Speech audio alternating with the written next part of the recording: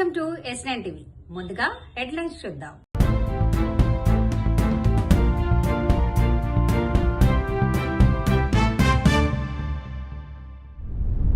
నెల్లూరు జిల్లా సాగు చాలా ప్రత్యేకమైంది. వ్యక్తిత్వ హననం చేస్తున్నారు. బీఆర్ఎస్ పార్టీ మీద బురద చల్లటానికి ఇదంతా. అమరావతి రాజధానిపై తమకు వ్యతిరేకత లేదు. రాష్ట్ర వ్యాప్తంగా ధాన్యం కొనుగోలు ప్రక్రియ మా కూటమి ప్రభుత్వం వచ్చిన తర్వాత గౌరవ ముఖ్యమంత్రి గారు చంద్రబాబు నాయుడు గారు, అదేవిధంగా రాష్ట్ర ఉప ముఖ్యమంత్రి గారు పవన్ కళ్యాణ్ గారి సలహాలతోటి సూచనలతోటి గతంలో ఎన్నడూ లేని విధంగా ఈ సంవత్సరం ప్రత్యేకంగా ఖరీఫ్ మాసంలో 51 లక్షల మెట్రిక్ టన్నుల ధాన్యం సేకరణ కోసం వివిధ శాఖలతో సమన్వయపరుచుకుంటూ క్షేత్రస్థాయిలో రైతాంగానికి మేలు జరిగే విధంగా మా పౌర సరఫరాల శాఖ నుంచి ఈ కార్యక్రమం ముందుకు తీసుకెళ్ళాం. ఈ రోజు వరకు జరిగిన ప్రక్రియలో 7,87,000 మంది రైతుల దగ్గర నుంచి 48,52,000 మెట్రిక్ టన్నుల ధాన్యం కొనుగోలు చేయడం జరిగింది. అందులో 10,750 కోట్ల రూపాయలు రైతుల ఖాతాలోకి 24 గంటల్లోనే జమ చేశాం. ఈ అద్భుతమైన ఒక పండుగ వాతావరణంలో జరగాల్సిన కార్యక్రమం వివిధ జిల్లాల్లో ఏ జిల్లాకా జిల్లా ప్రత్యేక సమస్యలు ఉంటాయి.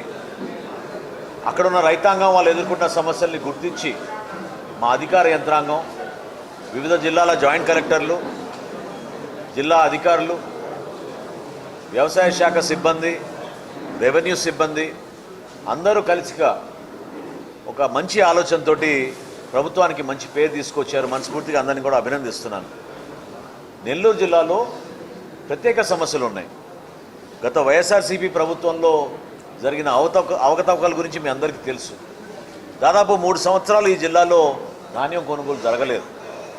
కూటమి ప్రభుత్వం వచ్చిన తర్వాత మొట్టమొదటి సంవత్సరం 75,000 మెట్రిక్ టన్నుల ధాన్యం గత సంవత్సరం మేము కొనుగోలు చేయడం జరిగింది. ఉదయం జనరల్గా మాకున్న హ్యాబిట్ ప్రకారం ఉదయం లేచిన వెంటనే ఈనాడు పేపర్ చూడడం జరిగింది. అందులో న్యూస్ చదివిన తర్వాత, ఈనాడు పేపర్లో న్యూస్ చదివిన తర్వాత ఎల్లో మీడియా గురించి కొద్దిగా మాట్లాడాలి ఖచ్చితంగా అని చెప్పేసి నేను ఈ ప్రెస్ మీట్ పెట్టడం జరిగింది. ఈ రాష్ట్రంలో చంద్రబాబు నాయుడు గారికి వ్యతిరేకంగా రాజకీయం చేయాలంటే ముందు ఎదుర్కోవాల్సింది ఎల్లో మీడియానే. వైఎస్ఆర్ కాంగ్రెస్ పార్టీ శ్రేణులందరూ కూడా ఈ రాష్ట్రంలో ఎన్ని ఇబ్బందులు పెడతారో గమనిస్తున్నాం. వాళ్ళని వ్యక్తిగతంగా టార్గెట్ చేయడం కానీ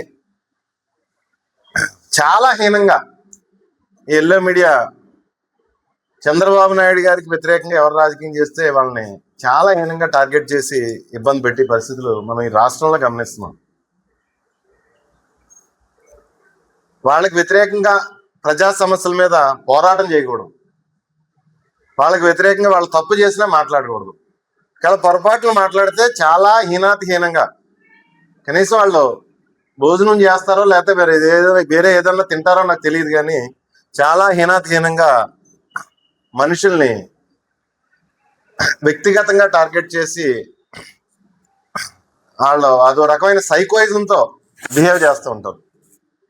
గత 20 నెలలకు ముందు నేను మంత్రిగా చేసిన తర్వాత ఇదే ఎల్లో మీడియా 2 సంవత్సరాల పాటు ఒక ఇష్యూని నా మీద డ్రైవ్ చేసింది. 2 సంవత్సరాల పాటు నేను జిల్లా మంత్రిగా ఉన్నప్పుడు నా మీద డ్రైవ్ చేసింది ఒక ఇష్యూ.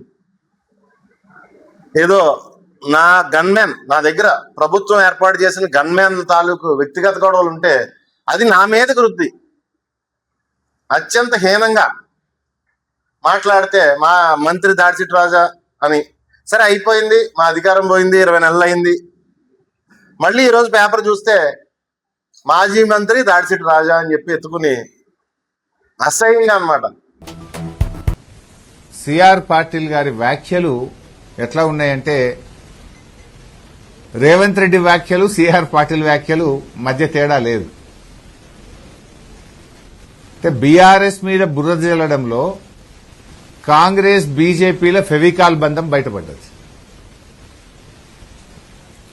కాళేశ్వరం మీద పెట్టిన ఖర్చే 90,000 కోట్లు, 1,00,000 కోట్లు కొట్టుకుపోయినాయి అని ఎట్లా మాట్లాడతాడు? అది రేవంత్ రెడ్డి భాష. అదే భాష ఆయన మాట్లాడండి. అసలు ఈ కాళేశ్వరం ప్రాజెక్టుకు కేంద్ర ప్రభుత్వమే అన్ని రకాల అనుమతులు ఇచ్చింది. కేంద్ర ప్రభుత్వమే కాళేశ్వరం ప్రాజెక్టు దేశానికి ఆదర్శమని కేంద్ర ప్రభుత్వ సంస్థలు, కేంద్ర మంత్రులు, సర్వోన్నత న్యాయస్థానం కూడా చాలా స్పష్టంగా చెప్పింది.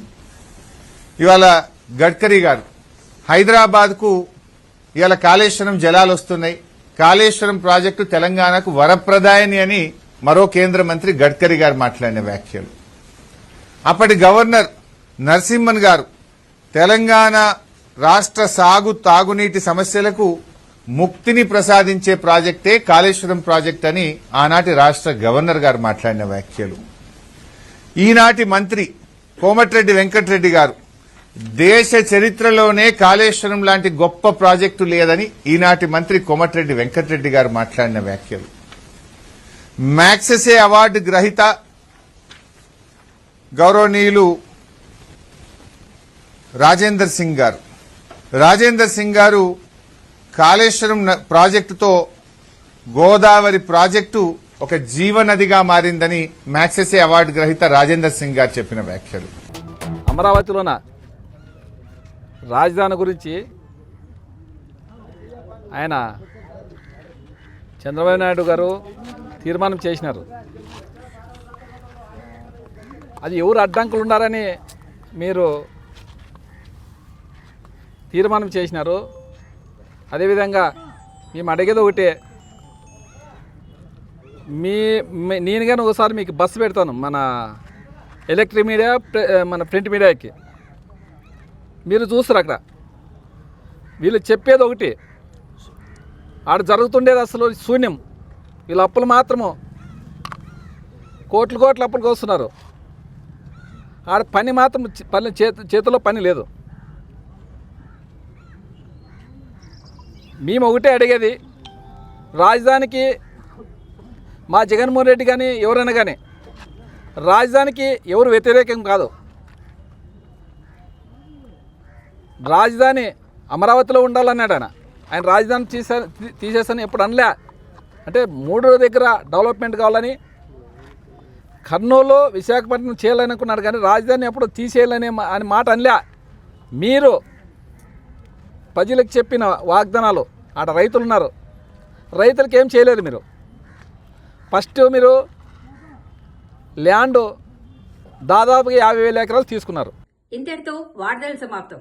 మరిన్ని అప్డేట్స్ కోసం చూస్తూనే ఉండండి S9 టీవీ న్యూస్.